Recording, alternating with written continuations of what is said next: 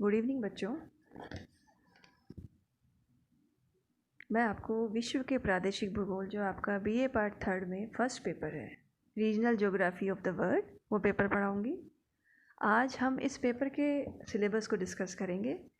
आपको जैसे पहले से ही पता है कि कोविड का समय चल रहा है और इस समय हमारे प्रत्येक कार्य हमें घर से ही करने हैं, तो हम राज्य सरकार व केंद्र सरकार के दिशा निर्देशों की पालना करते हुए और कॉलेज आयुक्तालय से जो हमें निर्देश मिले हैं उस आधार पर हमने ये घर पे ही रहकर ऑनलाइन क्लासेस का सिस्टम हमने चालू किया है।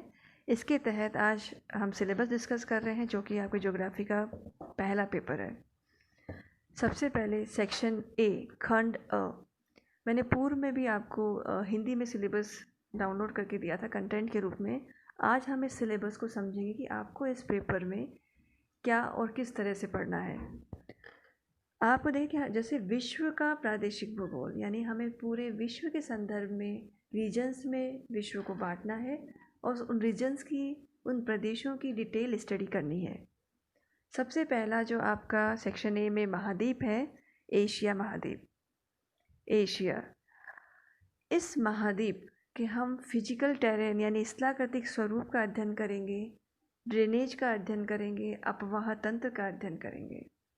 स्थलाकृतिक स्वरूप में वहाँ के भौतिक विभाग की बात करेंगे, पर्वत, पठार, मैदानी क्षेत्र व नदियों के प्रवाह क्षेत्र की बात करेंगे, तटवर्ती मैदान, द्वीप समूह, ये सभी स्थलाकृतिक स्वरूप में सम्मिलित होते हैं। दूसरा अपवाह यानी नदियों का अपवाह तंत्र, यानी उस महाद्वीप में, उस क्षेत्र में कौन कौन सी नदियाँ प्रवाहित होती हैं, उनका उद्गम स्थल कहाँ है और उनका प्रवाह क्षेत्र होते हुए अंत में वे कहाँ विलीन होती हैं। तीसरा मुख्य टॉपिक जिस एशिया महाद्वीप में जो हम पढ़ेंगे वो है जलवायु, क्लाइमेट, यानी उस क्षेत्र की जलवायु कैसी है, उस जलवायु की क्या विशेषता है, वो किन किन फैक्टर्स से प्रभावित होती है। नेक्स्ट इम्पॉर्टेंट टॉपिक इसी का ही है प्राकृतिक वनस्पति, नेचुरल वेजिटेशन। उस क्षेत्र में प्रमुखतः किस किस प्रकार की, कौन कौन सी प्रकार की वनस्पति पाई जाती है, उस वनस्पति की क्या विशेषता है, ये हम सब इस टॉपिक में पढ़ेंगे। अगला टॉपिक है सॉइल्स, मृदा, मिट्टी की विशेषताएं, मिट्टी के प्रकार, मिट्टी का निर्माण किस तरह हुआ और वहाँ कौन कौन से प्रकार की मिट्टियाँ पाई जाती हैं। अगला टॉपिक है जनसंख्या, ह्यूमन पॉपुलेशन कितनी है, क्या उनका वितरण है, किस तरह से वितरण है, घनत्व कितना है, और साक्षरता, लिंगानुपात और अन्य क्या विशेषताएं जनसंख्या में पाई जाती हैं। अगला टॉपिक है आर्थिक आधार, यानी उस क्षेत्र में इकोनॉमिक बेस क्या है, वहाँ मिनरल्स ज़्यादा हैं, कौन सा मिनरल्स हमें मिलते हैं और इकोनॉमी किस पर आधारित होती है।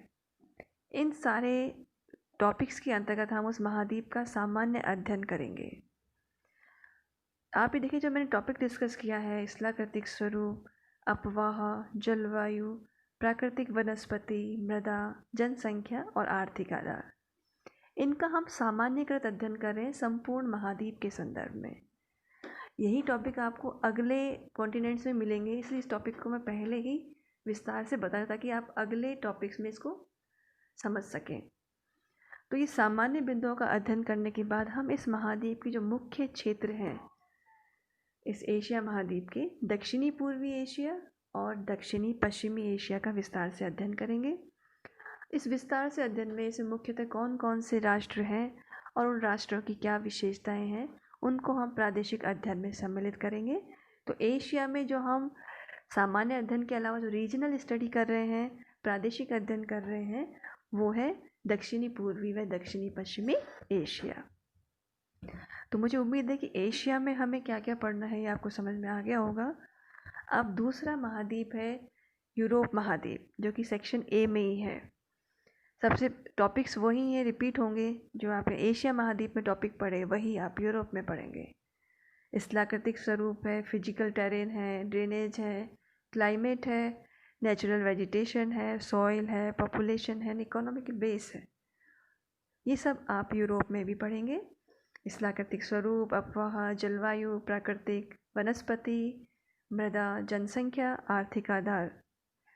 अब इस यूरोप महाद्वीप में हम वे कौन से प्रदेश हैं जिनका आपको प्रादेशिक अध्ययन करना है, तो वे है ब्रिटिश द्वीप समूह या ब्रिटिश आइलैंड्स, दूसरा है फ्रांस और तीसरा है जर्मनी। जैसे एशिया में दक्षिणी पूर्वी एशिया और दक्षिणी पश्चिमी एशिया था, वैसे ही यूरोप में है ब्रिटिश द्वीप समूह, फ्रांस और जर्मनी। तो इन दो महाद्वीप का अध्ययन करने के बाद में हमारा सेक्शन ए कंप्लीट होता है। अब आते हैं हम सेक्शन बी में। सेक्शन बी में हमारा कॉन्टिनेंट दो वही महाद्वीप हैं, दो कॉन्टिनेंट्स हैं, उत्तरी अमेरिका व दक्षिणी अमेरिका। तो नॉर्थ अमेरिका व साउथ अमेरिका इस सेक्शन बी में पढ़ेंगे। इसमें वही है टॉपिक सेम, स्थलाकृतिक स्वरूप, अपवाह तंत्र, जलवायु, प्राकृतिक वनस्पति, मृदा, जनसंख्या व उस महाद्वीप का आर्थिक आधार।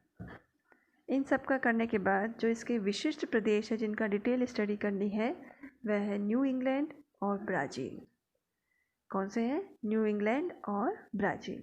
न्यू इंग्लैंड उत्तरी अमेरिका का निकटवर्ती प्रदेश और दक्षिणी अमेरिका में है ब्राज़ील। तो इनका हम डिटेल से प्रादेशिक अध्ययन करेंगे। अब आते हैं हम सेक्शन सी में, खंड स में। इसमें है दो महाद्वीप, दोनों एक ही महाद्वीप है, जैसे हम ऑस्ट्रेलिया व न्यूजीलैंड। तो न्यूजीलैंड ऑस्ट्रेलिया महाद्वीप में ही सम्मिलित होता है, इसलिए एक ही महाद्वीप है ऑस्ट्रेलिया व न्यूजीलैंड।